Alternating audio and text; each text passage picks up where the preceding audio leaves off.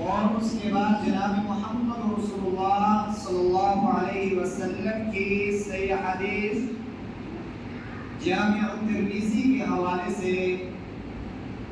بیان کی گئی ہے۔ اور آج کے اس خطبہ جمعہ کے اندر انشاءاللہ گناہوں کے خطرناک نتائج اس موضوع کے حوالے سے گفتگو کی جائے گی۔ حاضرین جمعہ،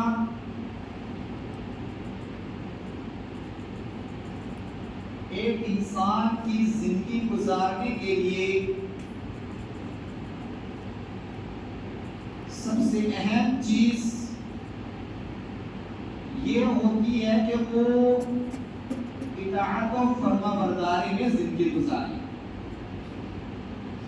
کامیابی اور کامرانی میں زندگی گزارے۔ گویا اس اعتبار سے کہ جس طرح ہم دنیا میں اپنے بڑوں کا اور اس اعتبار سے کوئی جرم کر رہا ہو، وہ اپنی کمپنیوں کے ذریعے سے یا اور کسی بھی محکمے میں ملازمت سے اپنی زندگی گزر بسر کر رہا ہو، تو وہ ان کے قانون کے مطابق ہی اپنی زندگی گزارتا ہے، اس کے مان کر اپنی زندگی کو آگے بڑھاتا ہے۔ اور پھر ایک انسان کو انسان کے لیے اطاعت کرنا دنیا کے اندر ضروری ہو جاتا ہے، تو پھر بدرجہ اولا اس اللہ رب العالمین کی اطاعت و فرما برداری کیوں نہ ہو کہ جس نے ہمیں دنیا میں بھیج کر ہمارے لیے تمام طرح کے اصول و ضوابط کو اتار دیا، صحیح اور غلط کے درمیان تمیز کر دی، اور پھر فرما دیا وَمَن يُطِعِ اللَّهَ وَرَسُولَهُ فَأُولَٰئِكَ هُمُ الْفَائِزُونَ، کہ جو شخص بھی اللہ اور اس کے رسول کی اطاعت کرے گا، فرما برداری کرے گا، مانے گا، اس کے مطابق زندگی گزارے گا، فَأُولَٰئِكَ هُمُ الْفَائِزُونَ، ایسے شخص کے بارے میں کہا کہ یہ کامیاب ہے۔ حقیقی معنوں میں یہی انسان کامیابی کو پانے والا ہے دنیاوی اعتبار سے، اور دوسری طرف نافرمانی کرنے والے، گناہ اور عصیان سے کام لینے والے، اس کے بارے میں بھی سورہ زخرف کے اندر اللہ رب العالمین نے فرمایا وَمَن يَعْصِ اللَّهَ وَرَسُولَهُ فَقَدْ ضَلَّ ضَلَالًا بَعِيدًا، جو شخص اللہ اور اس کے رسول کی نافرمانی کرنے والا ہے، اللہ اور اس کے رسول کے قوانین کو جھٹلانے والا ہے، اللہ نے جس چیز کا حکم دیا اس کو نہیں مان رہا، رسول اللہ جو بتلا کر گئے اس کے مطابق بھی زندگی گزارنے کے لیے وہ تیار نہیں ہو رہا، ایسے شخص کے بارے میں عصیان کا لفظ استعمال کیا، نافرمانی کرنے والا، نہیں ماننے والا، گناہوں میں پڑنے والا، رب کو جھٹلانے والا، رسول کی رسولیت اور رسول کے ساتھ جو چیزیں آئی ہیں ان کو جھٹلانے والا انسان ہے۔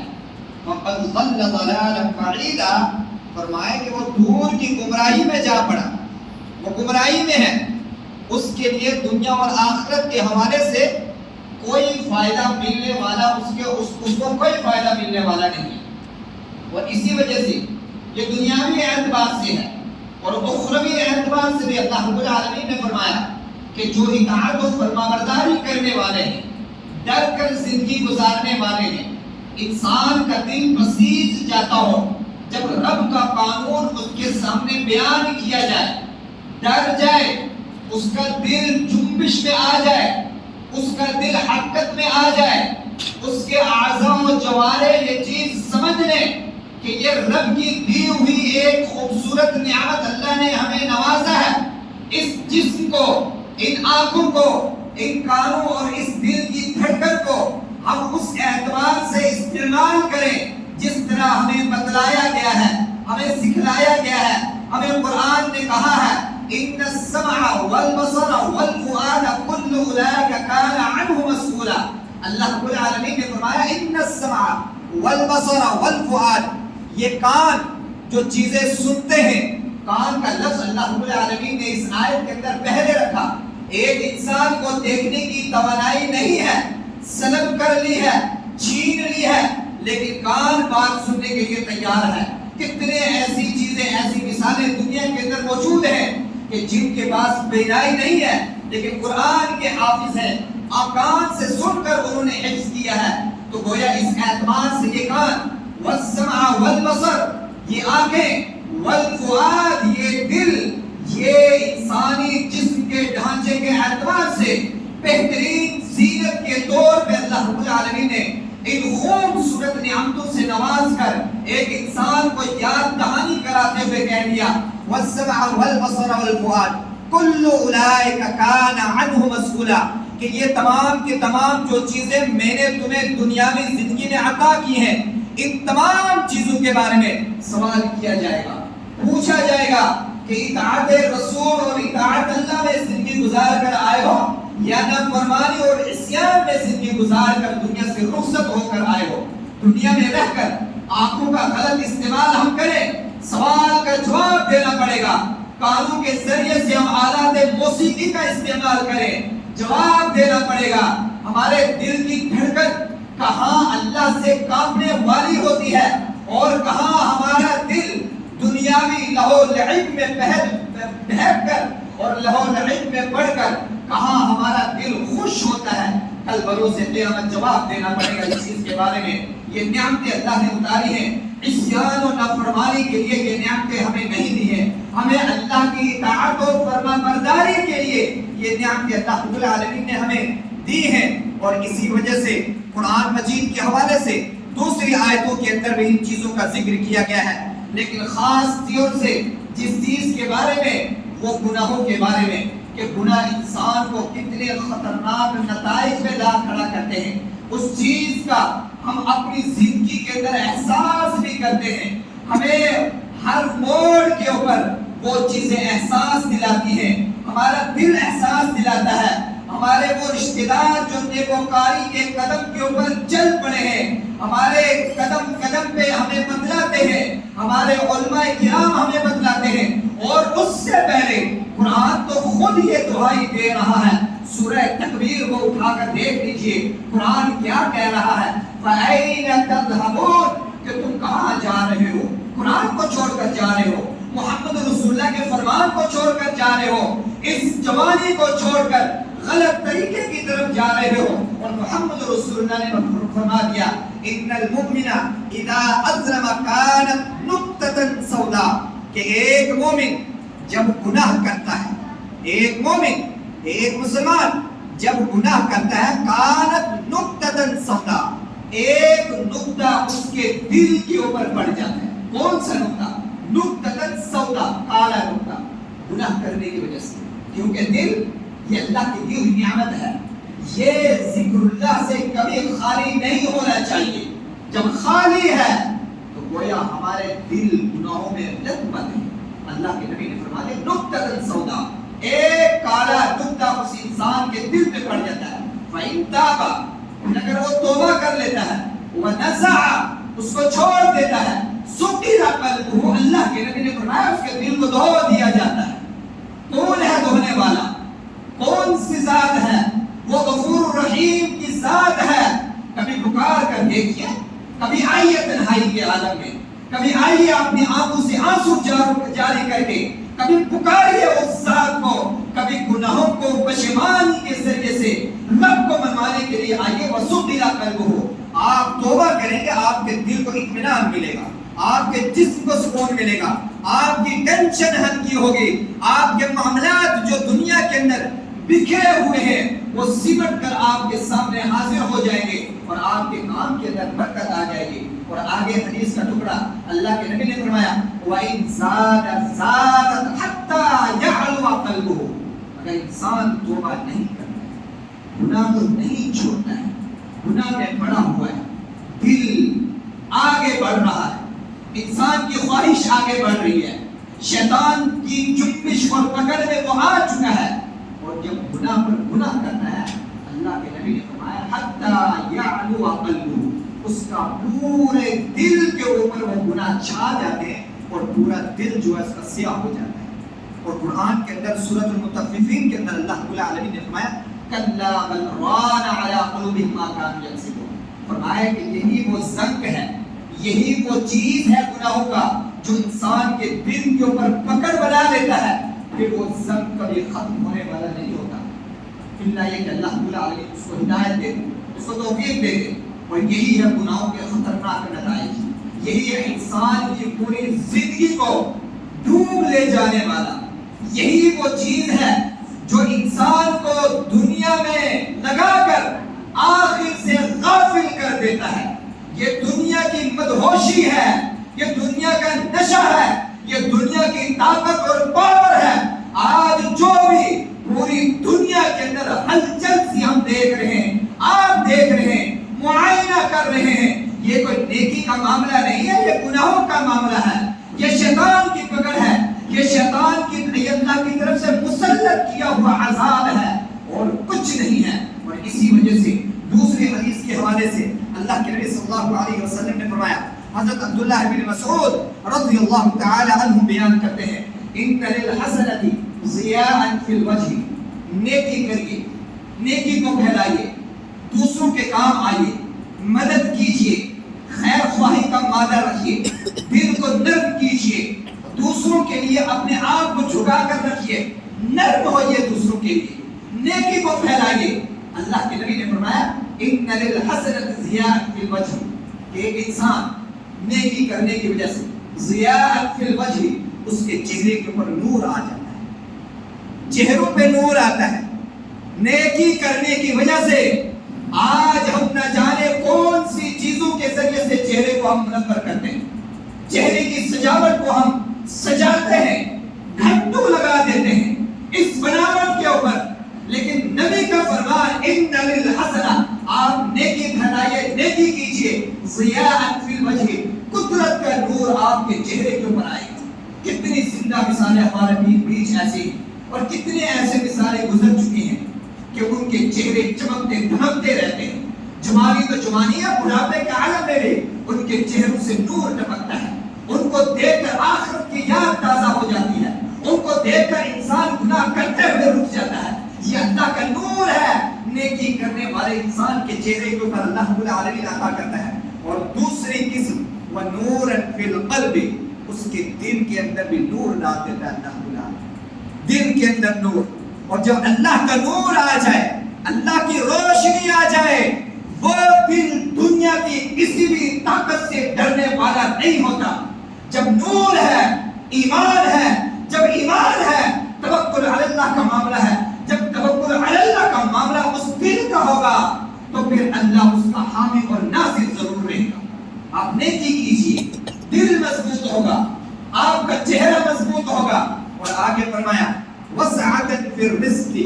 دنیا میں انسان کی بات دور کیا ہوتی ہے؟ رزق کمانا، دنیا حاصل کرنا، اپنے بینک بیلنس اور اپنے پراپرٹی کو بڑھانا۔ نیکی کیجیے،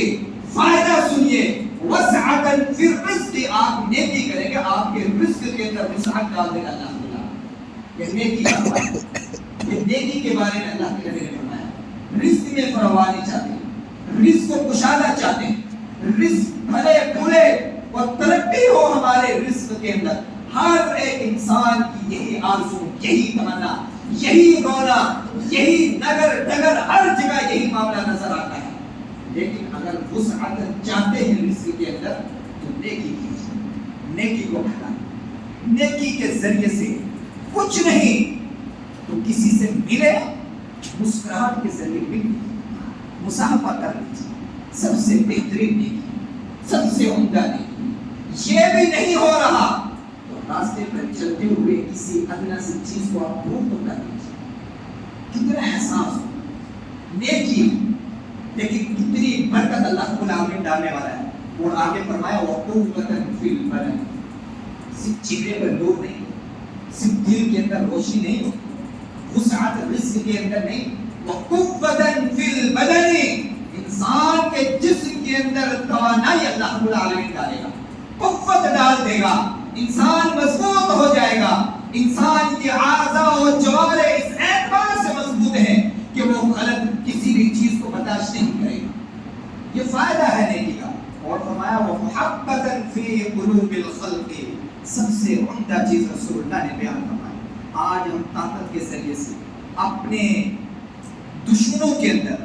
اپنا رعب ڈال کر اس کو چاہتے کہ ہمارے پکش میں آپ رہیں، یہ زور کا معاملہ ہے. لیکن یہاں نیکی کی وجہ سے وہ محبتاً فی قلوب الخلق، نیکی کرنے والے انسان کا معاملہ یہ ہے کہ دوسرے لوگوں کے دلوں کے اندر اس انسان کی محبت ڈال دی جائے. اس سے عمدہ چیز کیا ہو سکتی ہے؟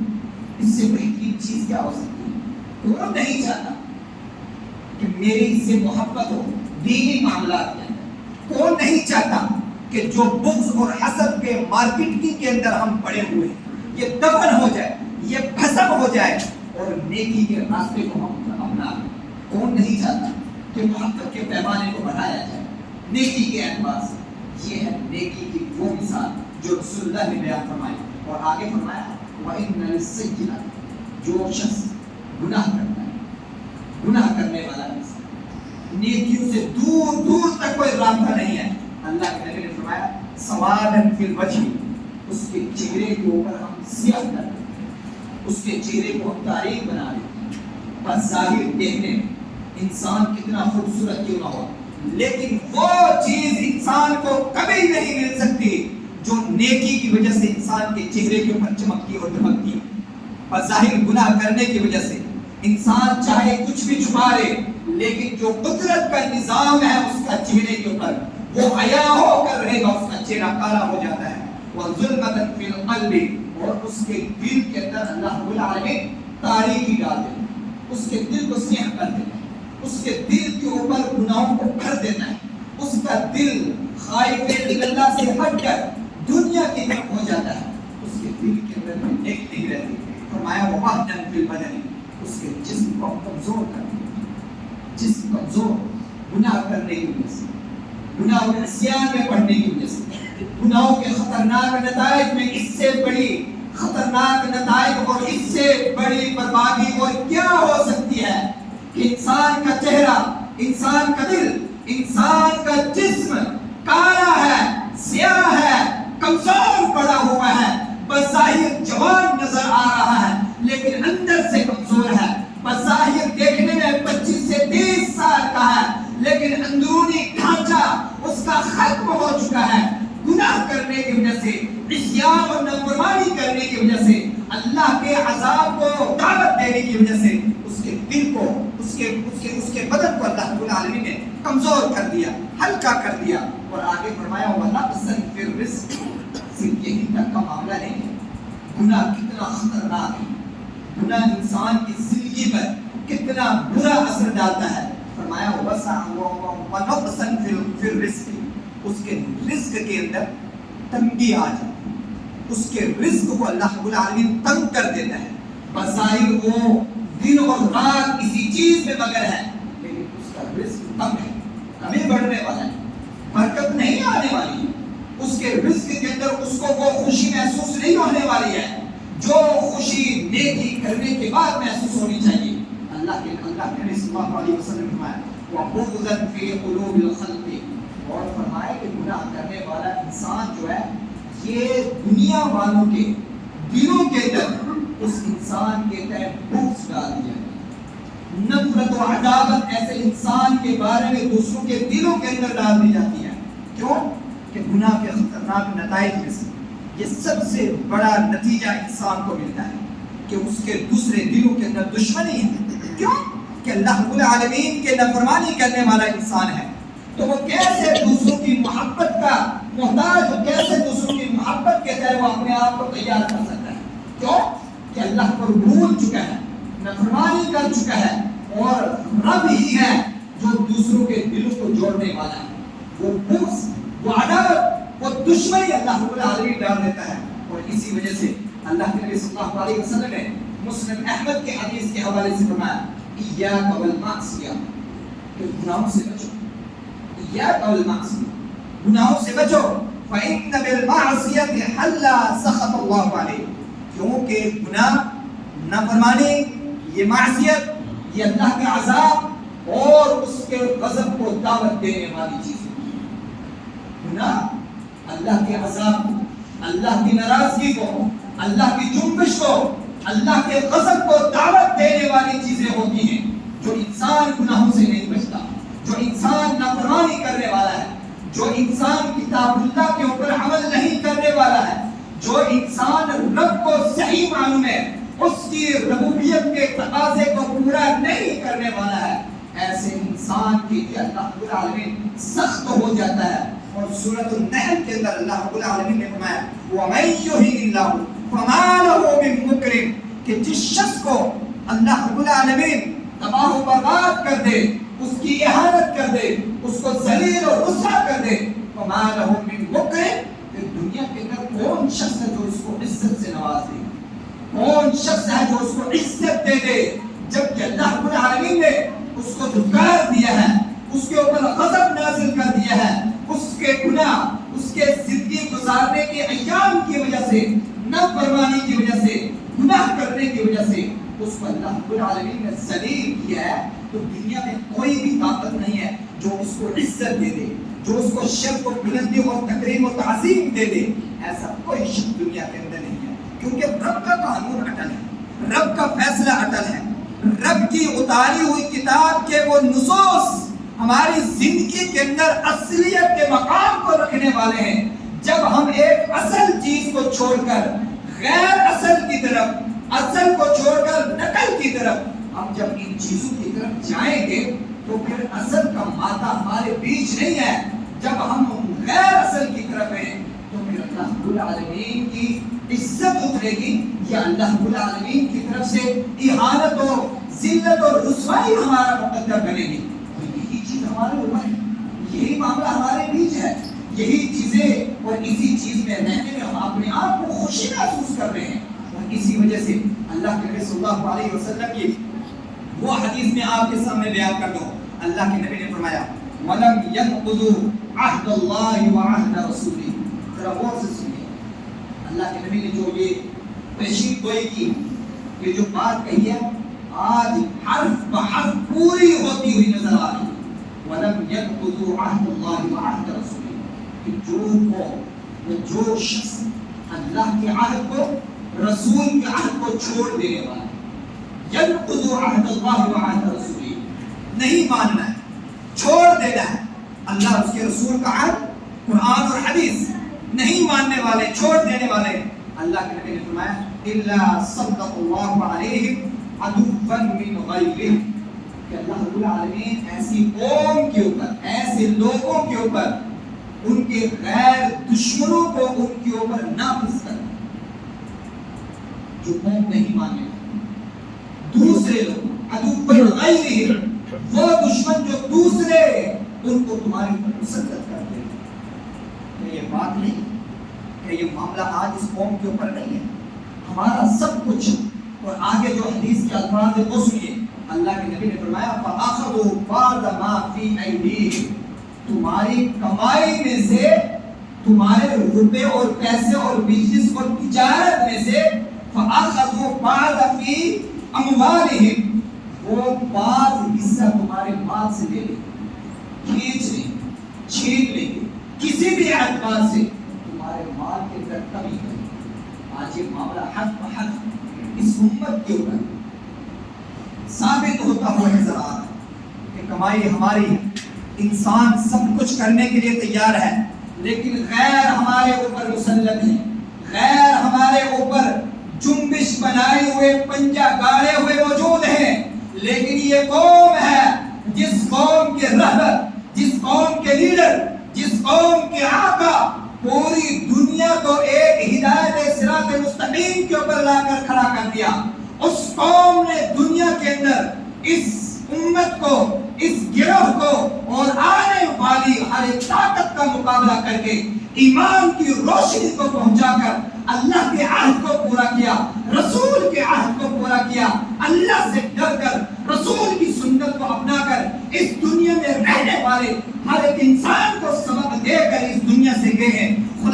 مہاجرین سے لے کر عثمانی خلافت تک کا وہ دور ہم بھول کیسے سکتے ہیں؟ اور صلاح الدین ایوبی جیسا دور ہم کیسے بھول سکتے ہیں کہ قربان جائیے ان ماؤں کے اوپر جو صلاح الدین ایوبی جیسے بیٹوں کو جنم دینے والے اس دنیا کے اندر آئے اور انہوں نے ایسا بہادر بیٹا پیدا کیا کہ دنیا کی کسی بھی نرکار کو انہوں نے